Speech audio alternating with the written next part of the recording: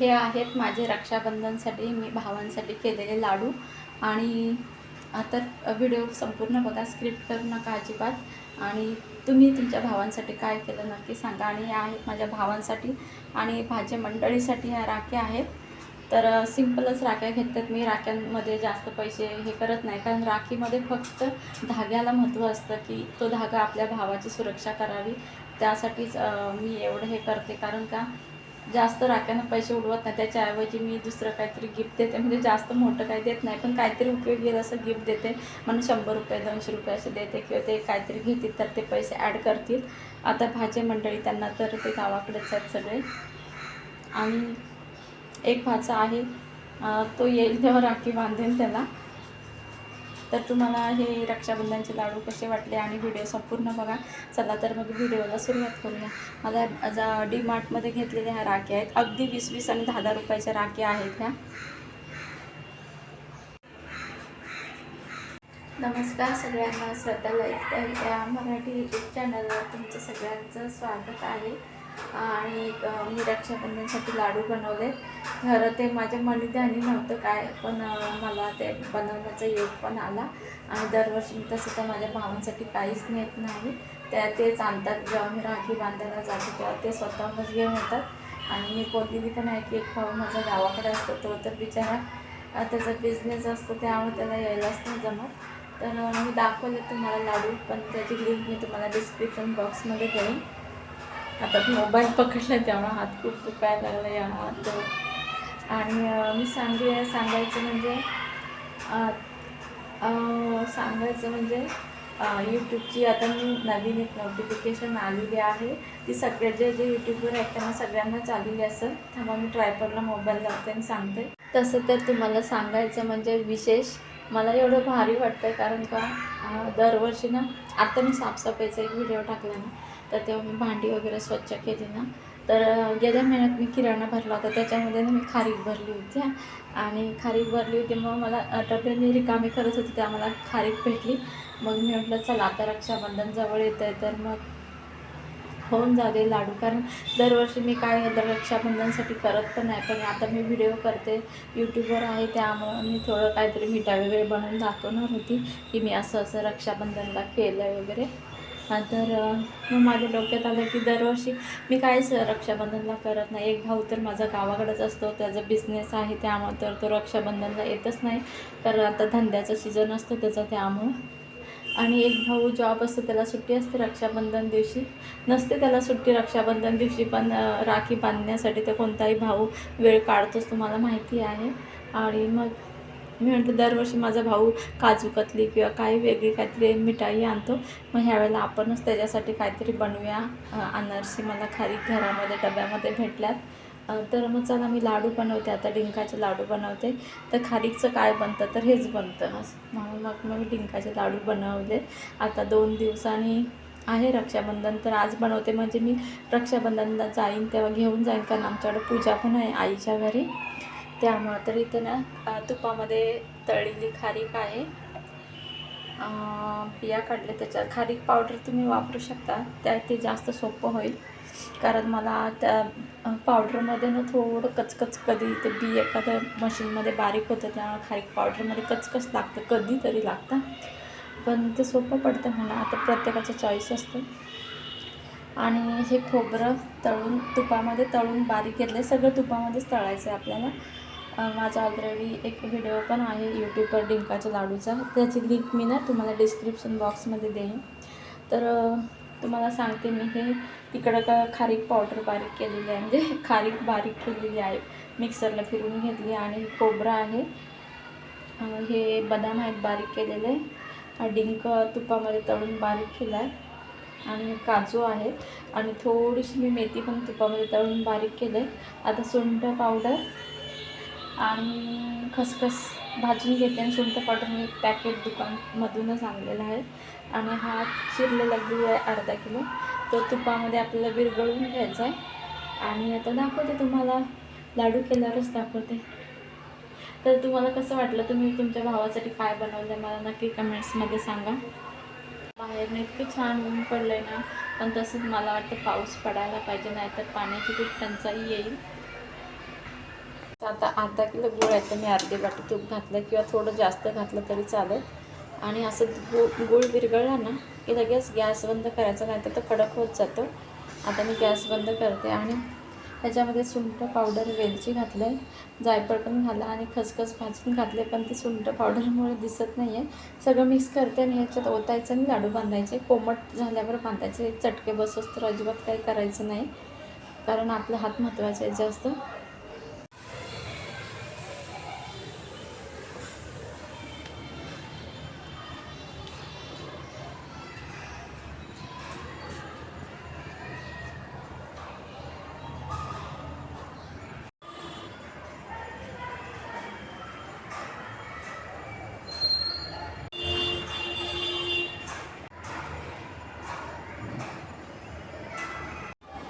बाहेर किती सुंदर वातावरण आहे बघा, खूप भारी वाटतं, मस्त वाटतं. बाहेरच्या हवेत गेल्यावर ना खूपच छान वाटतं, पॉझिटिव्ह एनर्जी येते.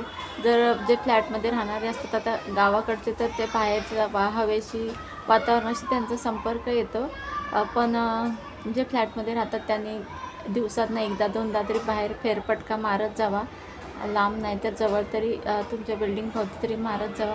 कारण बाहेरची जेव्हा हवा लागते तेव्हा आपल्या डोक्यातले वाईट विचार, वाईट निगेटिव्ह एनर्जी सगळं निघून जातं आणि आपलं मन, आपलं म्हणजे आपलं तन मन सगळं एकदम ताजंतवानं होतं आणि आपलं एकदम फ्रेश होतं. आपण असं एक मी म्हणते पॉझिटिव्ह एनर्जी येते, उत्साह येतो आणि वाईट गोष्टी डोक्यातून निघून जातात. म्हणून बाहेरच्या हवेशी तुम्ही संपर्कात राहा, जरा फिरत जावा.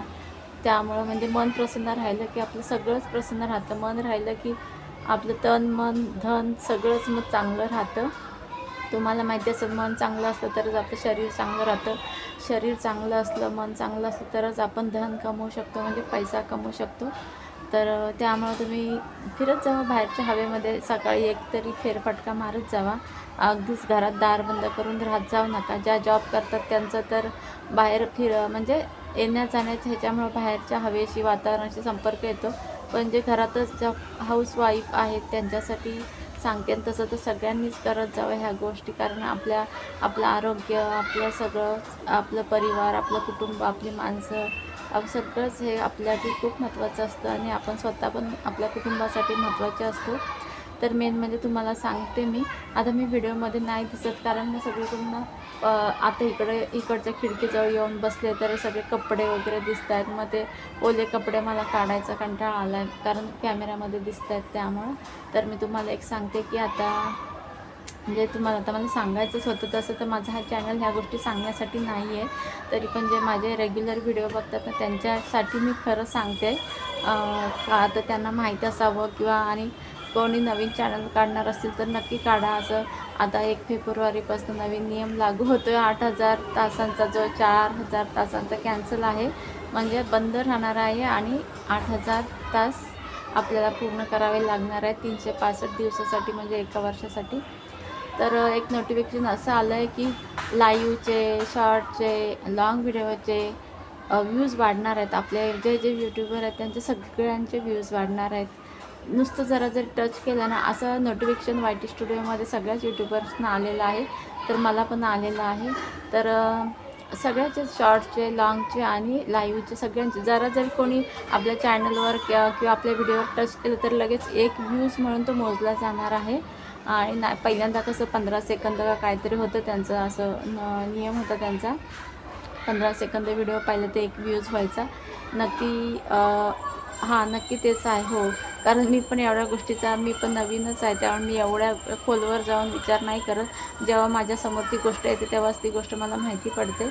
आणि ते कशासाठी, ह्याच्या पाठचं कारण काय आहे तुम्हाला माहिती आहे. आता शॉर्टचे व्ह्यूज वाढणार, लाँगचे व्हिडिओ वाढणार, कारण लोक टच करतातच. किती नाही म्हटलं तरी त्यांच्या मोबाईलवर आले करतातच की ह्या व्हिडिओमध्ये नक्की काय आहे म्हणून, किंवा लाईव्हमध्ये काय सांगतात, शॉर्ट्स कशाबद्दल आहे. जरा आपल्या डोक्यातले आपलं टेन्शन जाऊन आपलं मन प्रसन्न होण्यासाठी शॉर्ट्स व्हिडिओ लोक बघतात.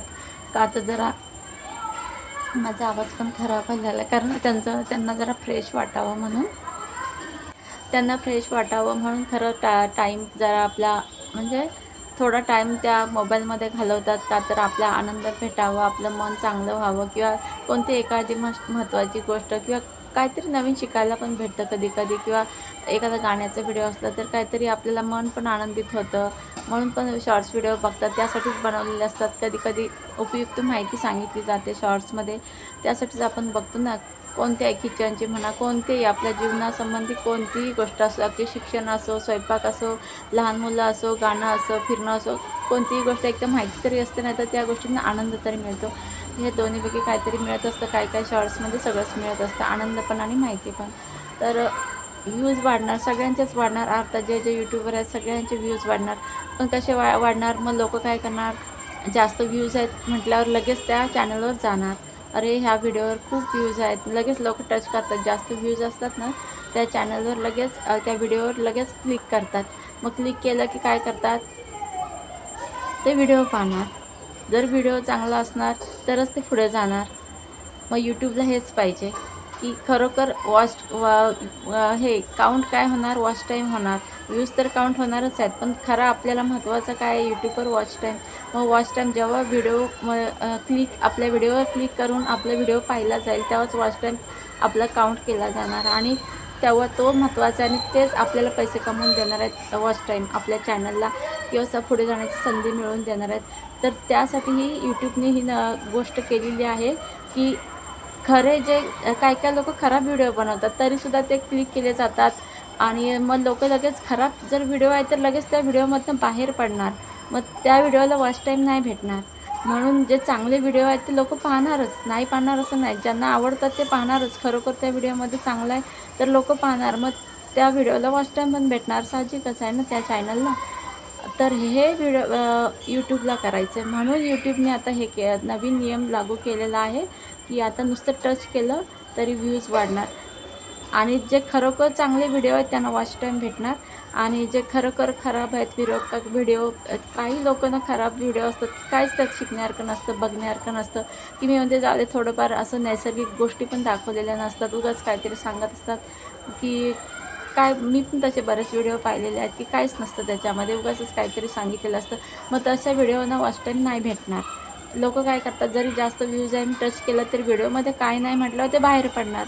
मग त्या व्हिडिओला त्या चॅनलला वॉच टाईम नाही भेटणार. मग यूट्यूबला हे करायचं की जे चांगले आहेत ना ते टिकले पाहिजेत, आणि त्यांनाच वॉच टाईम भेटला पाहिजे, आणि चांगल्या गोष्टी लोकांपर्यंत पोचल्या पाहिजेत. हे यूट्यूबचं ध्येय आहे खरं. त्यासाठी यूट्यूबने आता हा नवीन नियम काढलेला आहे.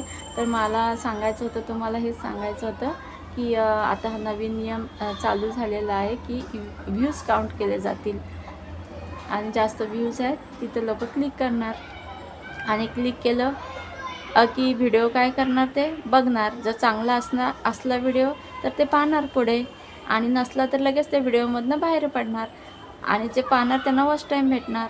हेच पाहिजे सगळ्यांना, कारण जे चांगले आहेत तेच लोकांपर्यंत म्हणजे लोकांना दिसले पाहिजेत. हे यूट्यूबचं आहे ध्येय की चांगल्या गोष्टीच यूट्यूबवर म्हणजे त्यांचं हे करायचं, त्यांना की सुधारणा करायची की चांगल्या चांगल्याच गोष्टी लोकांपर्यंत पोचल्या पाहिजेत. त्यासाठी हे सगळं नियम काढलेलं आहे. आणि आता नवीन क्रिएटर्स आहेत, आणि परत जे जुने आहेत ते पण, मी सांगते, ज्यांचा वॉच टाईम अजून 4000सुद्धा पूर्ण नाही झालेला आहे, आणि त्यांनीसुद्धा 4000 ह्या 3-4 महिन्यामध्ये पूर्ण करायचा, जे जानेवारीपर्यंत 31 जानेवारीपर्यंत 2027पर्यंत पूर्ण करायचा.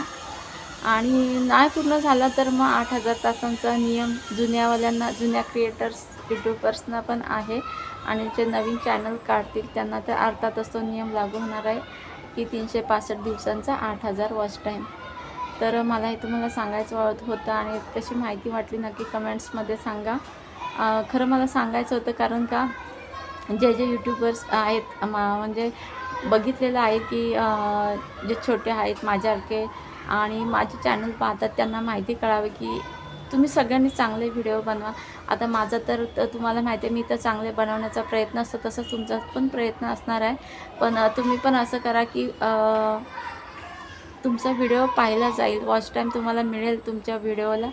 त्यासाठी मी तुम्हाला सांगते. खरं मला सांगण्याचा उद्देश तोच होता की व्हिडिओ चांगले बनवा.